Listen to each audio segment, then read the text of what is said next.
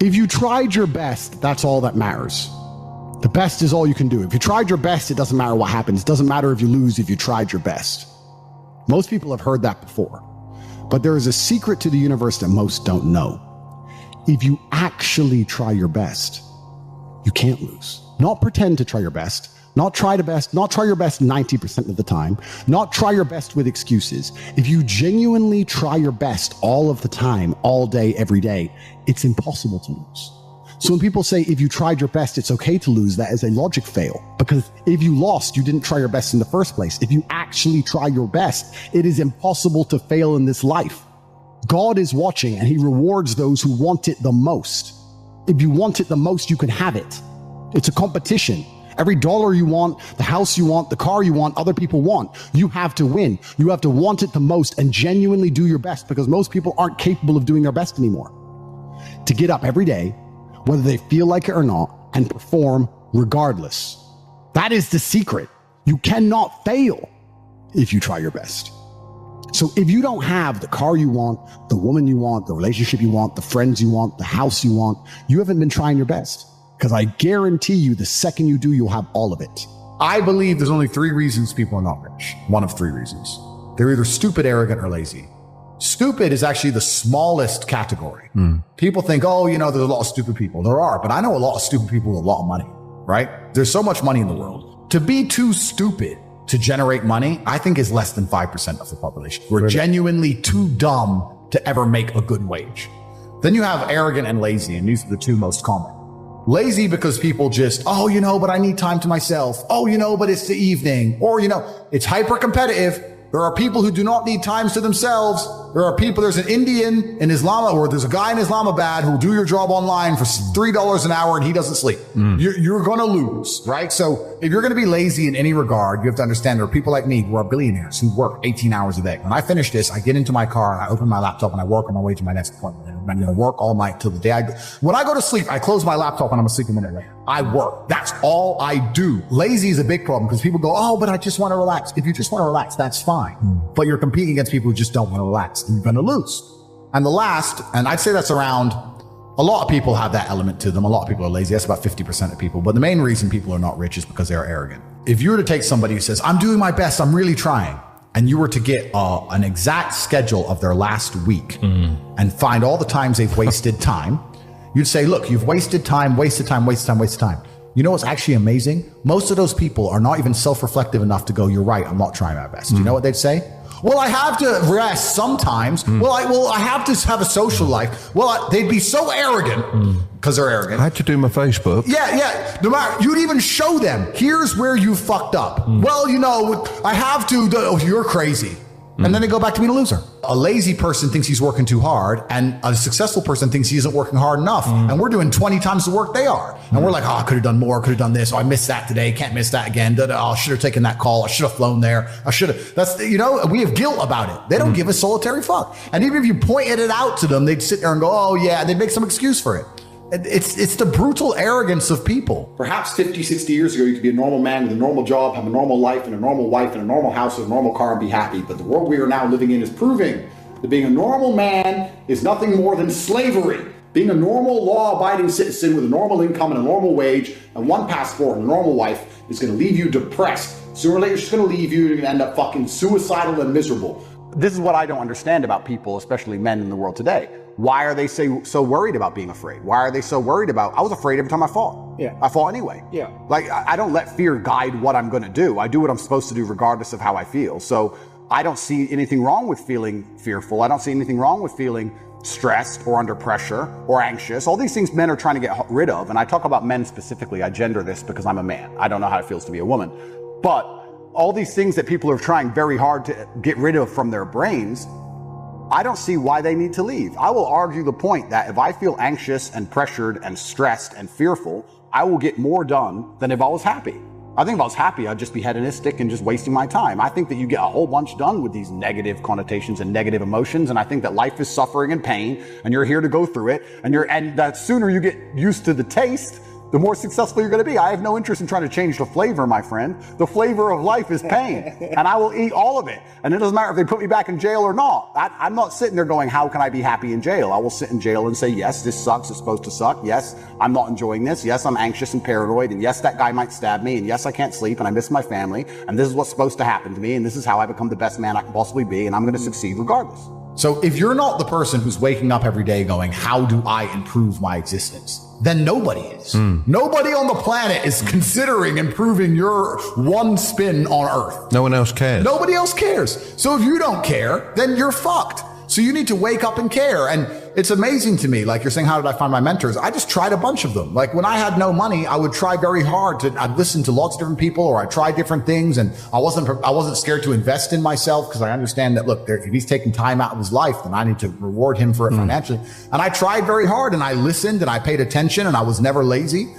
I don't believe there's a person on the planet who pays attention, tries their best, is never lazy, is on time, works hard, has a mentor, and is giving it his all, who isn't rich. I don't believe it. I think that if you do all those things, you're rich. And if you don't have any money, you're missing one of those key elements. Now, you can fool yourself and you can fool everyone else and you can pretend you're doing them. But if you're truly honest with yourself, am I finding people who are trying to teach me what I want to know? And am I trying my best? And the answer is fucking no every time. For you to become rich and successful is going to require pain and suffering. And you have to understand exactly what your dream life is to make the pain and suffering worthwhile. Think about it. Have you ever been to the gym and seen a person in fantastic physical condition? They're strong, they're ripped, they're large. And you say to them, how did you get so big and strong? And they say, I don't know. Oops, it kind of just happened. Or have you ever found a really rich man or a very successful man and said, how did you become rich and successful? And he goes, I don't know, bro. I just woke up one day and it kind of happened and now I'm living my dream life. No, there is a very detailed plan and roadmap. For you to become strong, you must eat a certain way. You must train a certain way. For you to become rich, you must earn money a certain way. You must understand exactly how you're going to make money, whether you're going to be a public-facing figure like me or a man of the shadows with millions of dollars, unknown, but extremely powerful. You have to design your dream life. What house are you going to live in? Who's your woman going to be? Is she blonde? Is she brunette? What car are you going to drive? Have you even gone on the internet and spec'd your car? You can design your dream car right now for free on the internet, and you can choose the color. You can choose the wheels. You can choose the car. Is it a Lamborghini? Is it a Ferrari? Is it a McLaren? How much does it cost to the dollar? You talk about your dream life. You don't even know what your dream life is. How do you expect to get to a destination when you don't know where you're going? The last thing I am is a hater. If you make a bunch of money and you pull up next to me in a Lambo, I'm going to be the guy who shakes your hand and says, gee, boom, you escaped the matrix. Congratulations. Welcome to the free world. That makes me happy. I want all of you to win. I'm not a hater. I'm not out here hoping I get to win and you lose. If you lose, you deserve to lose because you didn't take action. If you take action, you will win. Get up off your ass and work first. If you spend all of your time sitting around people who talk about how to become powerful and influential and rich, guess what you're going to end up being? Yeah. Powerful, influential, and rich. I don't give a shit what happens to me in my life. I don't care how bad it is. I don't care if the worst, most heinous things I can possibly imagine happen to me. I know that my sadness, my depression will be temporary because I will never stay a loser. It's against my creed. It's not in my DNA. I hope this pisses you off because I'm telling you to annoy you. That you're sitting there struggling to pay your bills. There are people out there making so much money you couldn't possibly fathom, who have anything they want all of the time. And you may sit there and go, oh, but they're miserable. A lot of them aren't. Trust me, they're having a great time. So you need to make a bunch more money because there's money everywhere. I'd look at a beautiful woman and go, I can go on a date with her and she's absolutely gorgeous and perhaps we'll fall in love and it'll be great. But you know what? I'd rather work. I just want to conquer the earth. I don't care about anything else. So you need to start identifying how your money is taken from you. Because once you identify how your money is taken from you, you can start to actually intelligently think about how you can take money from other people. The only time being a man ever is good is if you become an exceptional man. He understood. Be near the money. I have no money.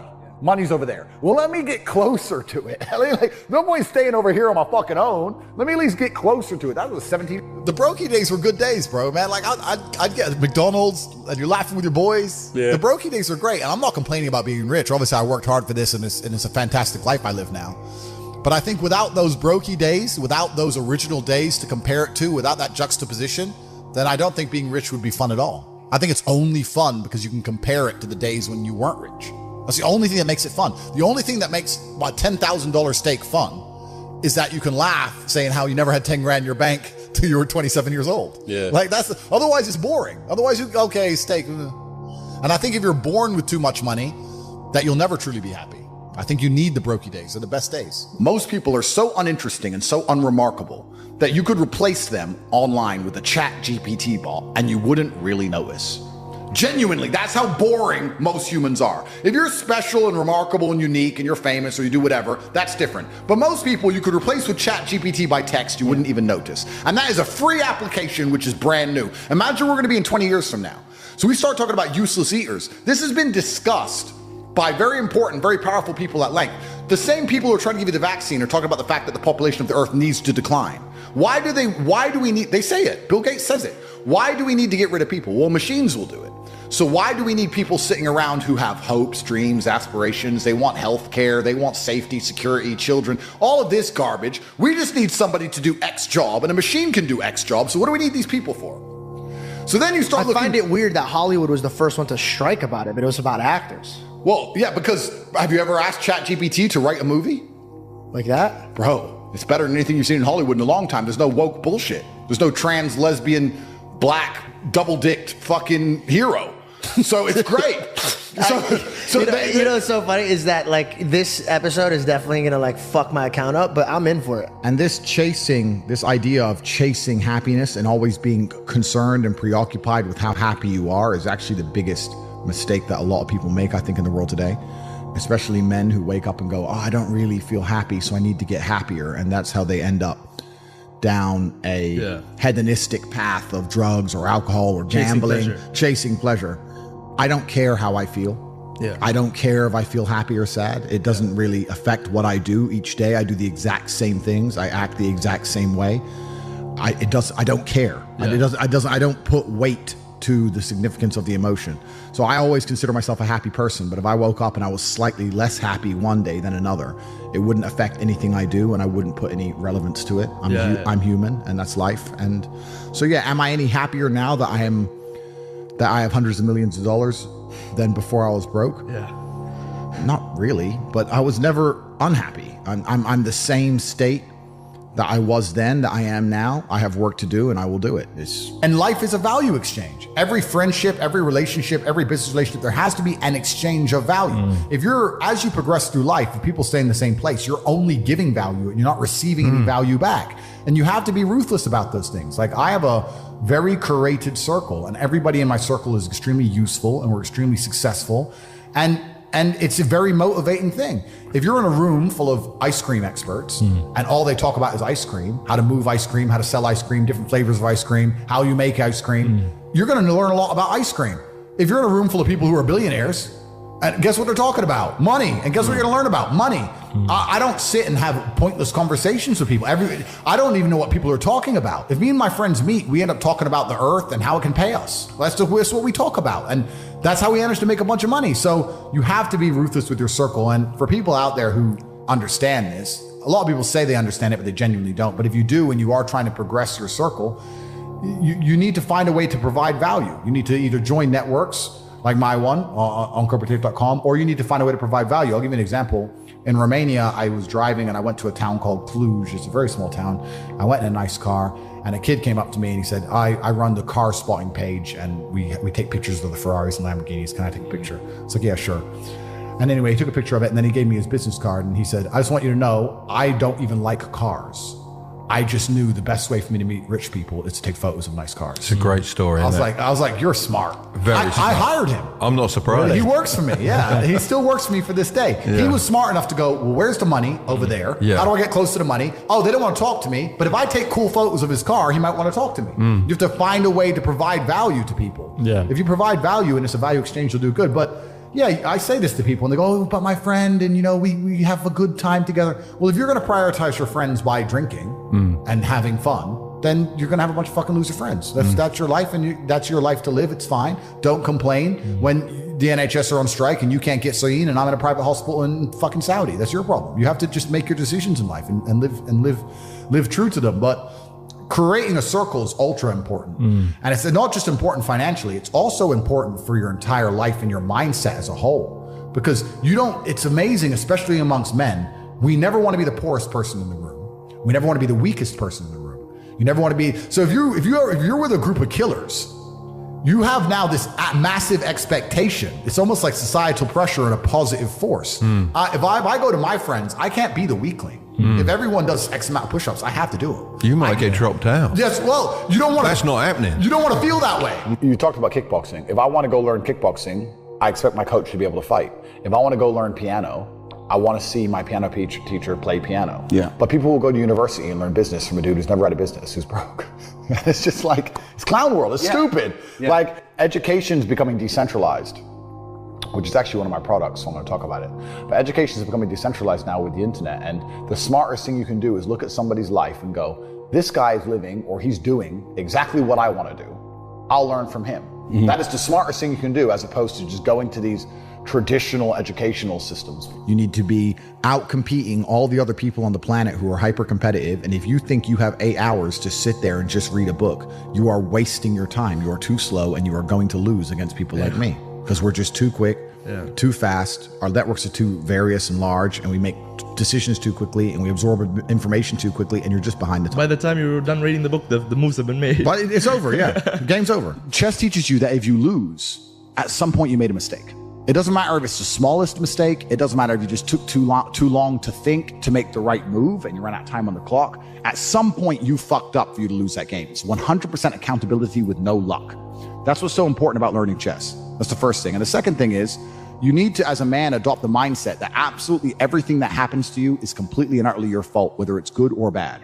And most men don't have that. Most men don't have that. When the Matrix was attacking me and they were destroying me, when they're calling up my exes trying to get fake fucking charges on me and put me in jail, when they close my bank accounts and I use $10, $11 million, when they ban me across all social medias and lie about me, when they harass my family, I'm sitting there going, this is my fault. All of this is me. I got here. It's my fault. I'm not going, that was unfair. It was orchestrated. The NGOs worked against me. Because that is not helpful. So it's accountability. It's 100% accountability in all things. But also when I go out there and I start the Bugatti, it's like, that's me. This is my fault. The car is my fault, and the big house is my fault, and everything that ever goes wrong is my fault. And the failures. Yeah, absolutely. You have to take complete and utter accountability for everything. You can't make excuses ever. Yeah. There's never an excuse. And you're right. People try and put things on the outwards on the outside. It's interesting. I remember watching Forrest Gump about 5 years ago. I was on a plane. I can't remember where I was flying. And the beginning of Forrest Gump has a scene in it, which I don't think many people actually have ever analyzed or anticipated or understood what the scene means. But when he's sitting on the bench at the beginning, think about Forrest Gump. He's sitting on the bench at the beginning and there's a feather blowing. You nailed this shit. Yeah. And then it lands on him and the movie begins. Yeah. What they're saying with that is Forrest is the feather and life has just pushed him all over and put him in all these unusual scenarios. Life has directed him everywhere. Yeah. That's what it's saying. Sure. And if you're going to be the guy and you're going to allow life to happen to you and you're not going to happen to life, then you're at mercy of the wind. Perhaps it might work out okay, but it might not, right? So you have to be the guy who goes, okay, the wind's blowing in this direction. Fuck them. I'm doing this. You have to come to life. You can't let life come to you, because if you let life come to you, then you're going to be living inside of a matrix and a system which is designed not for you to live your best life. It's designed for you to comply, and it's not for your benefit. That's what it's really about. The whole world's about power. So when someone comes on TV and tells me I'm supposed to believe something, you need to believe this about the planet. You need to believe this about the gays. You need to believe this about this virus. You need to believe this. I sit there and I look at it and go, why do you want me to believe this? Do you think? Yeah, why? It's a lot. And sorry, you got me started now. Sorry, bro. But it's like, why do you want me to believe this? Do you want me to believe this because it's good for me, or is it because it's good for you? Are the rules made for the benefit of me, or are they made for the benefit of the people who make the rules? And you sit there and you understand that all of it is programming. All of it is a lie. They want you to believe things that are not true, like go to university, get in debt, sit there, learn or get a degree, that they want you to believe all this crap so that you are as enslaved as they can make you. This is all they want. I think that the entire world was built by this God-given drive to conquer. And to conquer doesn't always mean dominate others. You can conquer the sky by building a skyscraper. You can conquer by building roads. You can conquer by construction, not only by destruction. You conquer by turning up to a new territory and having a beautiful family and creating children. I think that's inside of every single man. I think it's been dumbed down by the Matrix, but I'm uninterested in fun. I don't understand the concept of fun. Fun is for women and children. All the women around me have fun. If you ask a woman the kind of man she wants, she will never say depressed or sad, ever. She wants a man who is ultra capable, ultra competent. I've literally had women say to me, you know what I love being around you? I'm like, what? I don't have to think. I'm like, what do you mean? Because I just turn up and we just walk in the hotel and everyone, staff do anything we want and the jet's just on the runway and we just land and I'm in this beautiful place and I don't even know where I am and I get to just turn my brain off and it's great. Like, they want someone who is fun and spontaneous and charismatic and successful. They don't have time for sad dudes. They don't care. So the world doesn't care. The world has never given a shit about sad men. So if you're going to sit there and self-diagnose yourself as a sad man, you're going to have a shit life and nobody's ever going to give a fuck and you're going to perpetually lose forever. And that is your decision. I am so scared of being that person. The idea of that terrifies me to the point where I don't even want to accept that as a reality that can possibly exist. I don't give a shit what happens to me in my life. I don't care how bad it is. I don't care if the worst, most heinous things I could possibly imagine happen to me. I know that my sadness, my depression will be temporary because I will never stay a loser. It's against my creed. It's not in my DNA. Ignorant people can, to a degree, be happier in certain scenarios than others. Good. Yeah, They're just, because they don't understand what's really happening. Yeah. They don't understand about the battle of good and evil. They don't understand about the Matrix. They don't understand that they're a slave. Yeah. They don't understand it. And they're ignorant to how good their life could be. So they think their life is good. I understand all that. But that all changes when times get hard. Because those people are not happening to life. Life is happening to them. And they are subject to circumstances. Correct. I'm not subject to circumstance. No matter what happens, I can change country. I can fight against the wind. You are the circumstance. I can disappear. I am the circumstance. Tate arrives and circumstances change. Whereas these people cannot do that. The circumstances dictates their life, and on a long enough time scale, especially in the world we're currently living in, I think that things are going to get a lot harder for these people, and they will see soon that ignorance is not bliss because they cannot pay their heating bill. Whereas if they were less ignorant and paid attention, they'd be able to be living in a mansion like me with heating on full blast. So this is what happens. I have hundreds of people who I talk to all doing this shit. Hey, Tate, have you seen this? Boom. And I'll throw him something, he'll throw me something. That's my ecosystem. That's who I talk to. Those are my friends. We don't talk about Rihanna. We don't talk about the football. We don't talk about Love Island. We don't talk about anything other than money. Yeah. How are we not going to make hundreds of millions of dollars? How am I not going to have money? Like, that's all we talk about. That's all we do. So I say this to people and I say, when's the last time, we talked about the coffee shop example. I say this to people all the time. When's the last time you sat and talked about money? What do you mean? When's the last time you sat down with someone and talked about money? What do you mean talk about money? Well, if you don't know what to talk about, then you don't understand money. So go learn how money works. Go learn how a bank works. Go sit on YouTube for free. You don't have to pay 50 grand in 4 years at a university. Go sit on YouTube and understand money, banking, or the real estate market, any of it. Understand the last housing price crash, why it happened. Understand mortgage rates and how that's affected by interest rates. Understand it, and then go sit with someone else who understands it and talk about it. Oh, yeah, I should do that. Yeah. Back to TV. Yeah. Dumbasses. My kids are broke. They are brokies. Yeah? Yeah, because they ain't going to get the lessons in the other way. You know what? It's actually different. So if I had a daughter, my number one concern wouldn't be spoiling her. Because I think spoiling a chick isn't even a bad thing, really. I don't think it affects their mentality nearly as much as a man.